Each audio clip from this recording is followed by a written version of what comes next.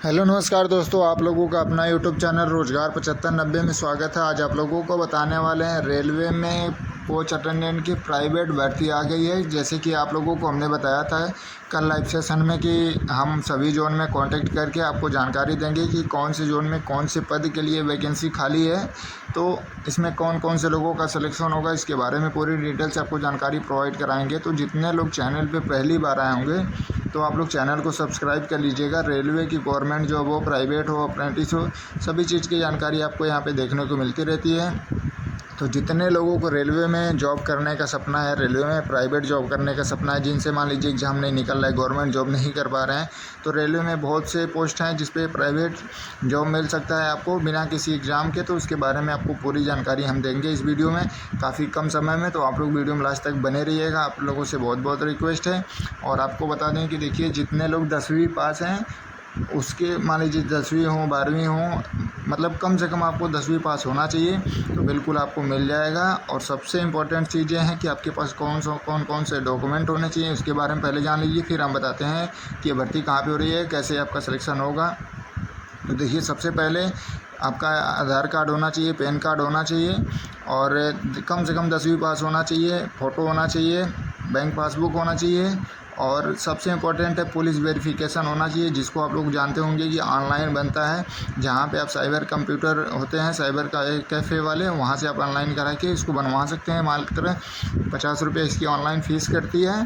तो इस तरीके से आप ये डॉक्यूमेंट प्रोसेस है, आप बनवा लीजिए। और आप के ऊपर कोई FIR नहीं होनी चाहिए। भले ही आप रेलवे में प्राइवेट जॉब ही कर रहे हैं, लेकिन FIR रहेगा आपके ऊपर तो आपको जॉब नहीं दिया जाएगा, ठीक है। तो ये प्रोसेस हो गया, ये डॉक्यूमेंट हो गया। और आइए आपको बताते हैं जो भर्ती है ये कहाँ से आई है। तो आपको बता दें, देखिए, जैसे कि हमने लाइव सेशन में जो आपको बताया था कि सभी जोन में हम कांटेक्ट करते रहते हैं डेली बाय डेली की कौन से पोस्ट के लिए खाली है। तो देखिए, अभी वर्कशॉप के लिए तो पोस्ट नहीं मिली, लेकिन कोच अटेंडेंट के लिए 2 स्टेशनों पे अभी भी पोस्ट खाली है। जैसे कि ये NCR में है, प्रयागराज में। देखिए, प्रयागराज ज़िले में एक आता है स्टेशन सूबेदारगंज में कोच अटेंडेंट के पद खाली हैं। काफ़ी ज़्यादा पद नहीं हैं, उन्होंने कहा है कि 10 से कम ही लोग चाहिए, और आप उतने ही लोगों को नंबर प्रोवाइड करा दीजिएगा जिनको जॉब करनी हो। पहले आप लोग समझ लीजिएगा कि कोच अटेंडेंट में काम क्या होता है, कैसे प्रोसेस है। तो इस तरीके से समझ लीजिएगा, तभी आप लोग जाइएगा। ऐसा नहीं है कि आप लोग जाएँ फिर वहाँ बोल दें कि हम नहीं करेंगे, ऐसा है। तो आप लोग काफ़ी दिक्कत करते हैं, क्योंकि वहाँ 10 लोगों को लेना होता है और 50 लोग वहाँ मान लीजिए जाके भी क्या करेंगे जब आप लोग करना ही नहीं चाहेंगे। तो इस तरीके से आप पहले देख लीजिएगा कोच अटेंडेंट में काम क्या होता है। और आपको डेली बाय डेली जो वहाँ से स्टेशन से गाड़ी जाएगी, यानी जो ट्रेन चलती है, जिस ट्रेन में आपकी ड्यूटी लगेगी, उस ट्रेन के साथ आपको, जैसे मान लीजिए वहाँ से दिल्ली, मुंबई यहाँ के लिए जाएगी, तो वहाँ गाड़ी के साथ आपको जाना पड़ेगा, फिर गाड़ी के साथ आना पड़ेगा। इस तरीके से आपको ट्रेन में ही ड्यूटी मिलती है। और उसमें आपको सोने के लिए भी आपको अलग से सीटें मिल जाती हैं, उसके लिए आपको कोच अटेंडेंट के लिए अलग से सीटें रहती हैं। तो ये सभी चीज़ें आपको समझ में आ गई होंगी। और दूसरी चीज़ें रही बात, देखिए, सैलरी की, तो सैलरी ट्रिप वाइज होती है। मतलब एक बार आप सूबेदारगंज से मान लीजिए जाएंगे दिल्ली, देहरादून, जहाँ, तो उस तरीके से 1500, 2000 रुपया, 1700, इस तरीके से ट्रिप वाइज होता है।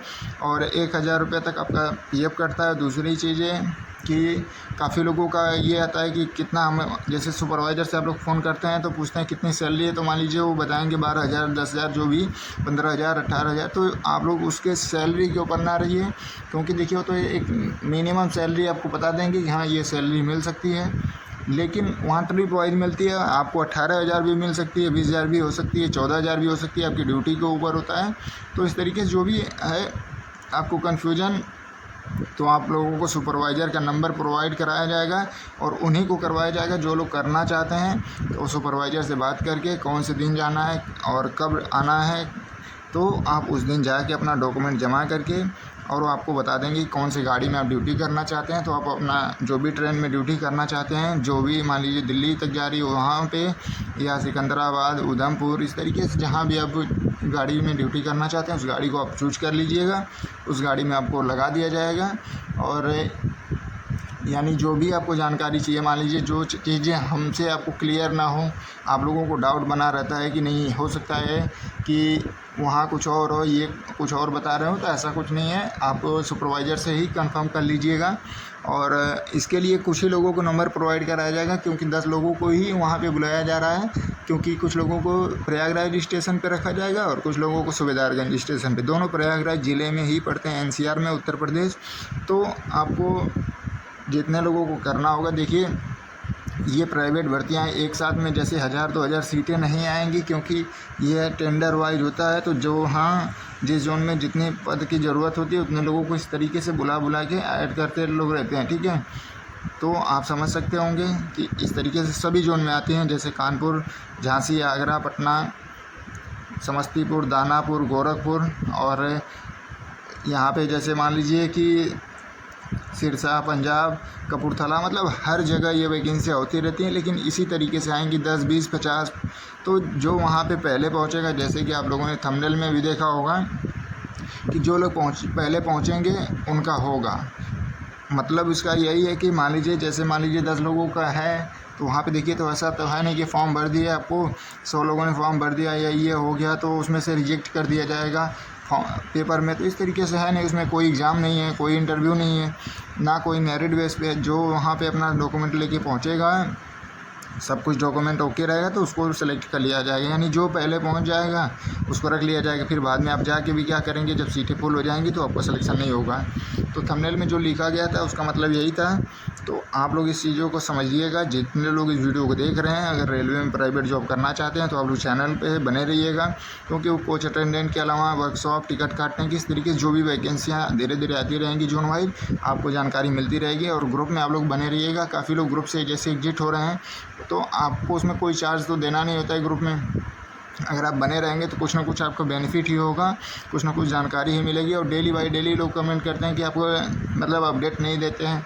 तो जो हमारे यहाँ कोई अपडेट आएगी तभी तो आपको बताएंगे। अब उसमें झूठ आपको अपडेट क्या देखिए हम करेंगे। आप जाएंगे, आपको मैंने गलत बता दिया, आप वहाँ पहुँचे, वहाँ कुछ रहा ही नहीं, फिर आपका ही तो नुकसान होगा, समय नुकसान होगा, आपका किराया भाड़ा नुकसान होगा। तो इसीलिए जो भी अपडेट आएगी आपको एग्जैक्ट बताई जाएगी, ठीक है। तो आप लोग, अगर जो लोगों को नहीं करना है और भी भर्तियों का इंतज़ार है, तो आप लोग बने रहिएगा उसमें ग्रुप में यूट्यूब पे, क्योंकि देखिए उसमें कोई चार्ज नहीं लग रहा है। आराम से आप लोग बने रहिए, जो भी आपके लिए आएगी तो आप उसमें कर सकते हैं, ठीक है। और जिन लोगों को ये कोच अटेंडेंट में करना होगा सुबेदारगंज स्टेशन पे, प्रयागराज स्टेशन पे, तो मात्र 9 से 10 लोगों के लिए सीट है। और उतने ही लोगों को नंबर प्रोवाइड कराया जाएगा जिन लोगों को करना होगा। और वो पर्सनली आप मैसेज करके नंबर ले लीजिएगा, कोई कॉल नहीं करेगा। इस चीज़ों को आप लोग ध्यान में रखिएगा, ठीक है। और आपको जो चीज़ें समझनी होंगी तो आप सुपरवाइज़र से खुद समझ सकते हैं कि कैसे ड्यूटी प्रोसेस है और क्या सैलरी प्रोसेस है, क्योंकि इसके बारे में वही बताएंगे तो आपको क्लियर हो पाएगा। हमारे बताने से आप लोगों को जो भी डाउट रह जाता हो, क्योंकि आप डायरेक्ट सुपरवाइज़र से आप बात करके जो भी जानकारी चाहिए ले लीजिएगा। बहुत बड़ी चीज़ें नहीं हैं, आप बात करिएगा, पूरा क्लियर वो बता देंगे। बहुत मस्त आदमी हैं आपके लिए। और जितने लोगों को करना होगा आप वर्कशॉप में, टिकट में, तो आप लोग चैनल भी ज़रूर बने रहिएगा।